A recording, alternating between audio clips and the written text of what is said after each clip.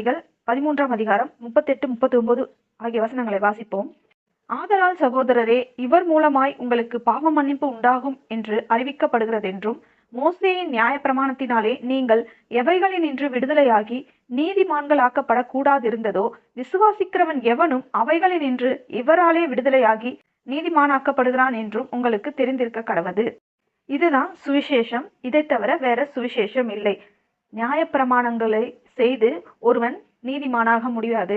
நியாயப்பிரமாணங்களை எல்லாம் கை கொண்டு ஒருவன் சாபத்திலிருந்து விடுதலையாகி நீதிமானாக முடியாது. அதற்காக தான் கிறிஸ்து வந்தார். அந்த கிறிஸ்துவை விசுவாசிக்கிறவன் எவனும் அந்த நியாயப்பிரமாணத்தின் சாபத்திற்கு நீங்களாகி விடுதலையாகி நீதிமானாய் இருக்கிறான். அதுதான் சுவிசேஷம். இதைதான் பவுல் பிரசங்கித்து வருகிறார்.